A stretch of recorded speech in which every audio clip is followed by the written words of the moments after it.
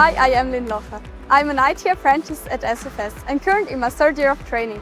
I'm looking forward to putting a few questions to CEO Jens Breu and CFO Volker Dostmann. SFS generated sales of 3,056.6 million Swiss francs and an adjusted EBIT margin of 11.8% in the year 2025. That's only partially right. With the sales, we show organic growth of almost 3%. And the adjusted EBIT margin is at 12.2%. That's compared to the previous year an improvement of 0.6 percentage points. The equity ratio increased again. That's correct. With 64.4%, we show an equity ratio, which is a demonstration of the underlying financial strength. Investments in buildings, equipment, hardware and software fell significantly in the year 2025. This is the measure of the cost-cutting program launched by SFS. That's a clear no. We have concluded on larger investment projects. On the other hand, we are focusing on utilizing the existing footprint in the various sites. The distribution and logistics segment generated the highest sales.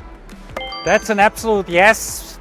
Segment D&L had the highest sales number and an EBIT margin of almost double-digit percentage-wise. We expect also that D&L will have the highest sales due to the acquisition of the three partners which we concluded towards the end of 2025.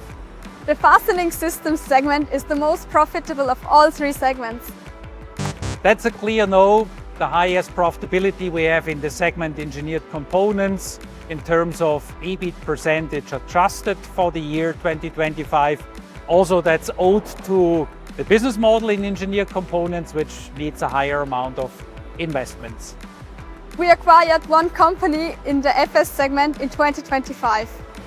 That's a no. We acquired two companies, one company in the west coast of the United States and the other one in Sweden in Europe.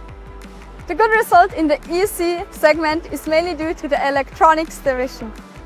That's correct. And in addition to the electronics division, we have also seen good development in the business unit aerospace and also in the division medical. SFS laid off a total of 650 employees in 2025 as a part of a program to streamline its production and distribution network. That's a no. We have announced a program of reducing 650 employees.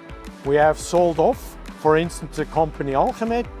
People there work in a different environment today, but still have an employment, whilst we have transferred parts of our businesses or functions, and we also have had some layoffs. At the beginning of 2026, there were major changes in the group executive board. The main goal of the reshuffle was for all members to take on a new role at some point. That's not correct. We had in the project Step Up, as we call it, three specific objectives which we pursued. Number one, the generational transition, whereas Jens Breu and Volker Dostmann stepped out of the GB. Objective number two, that Martin Reichenecker not just takes over the division electronics, but also the greater responsibility for the region Asia. And number three, we had Christina joining new the GB. Volker Dostmann and Jens Breu retired from the group executive board at the turn of the year. That's correct.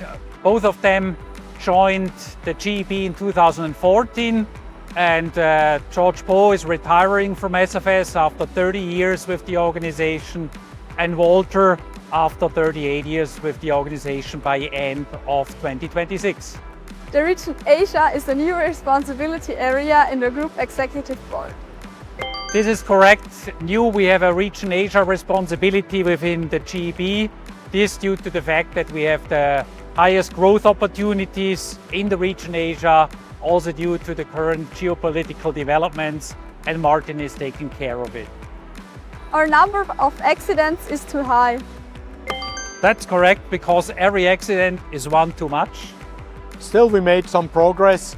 We reduced by over 10% versus prior year. SFS has easily achieved its goal of sourcing at least 50% of its electricity consumption from renewable sources.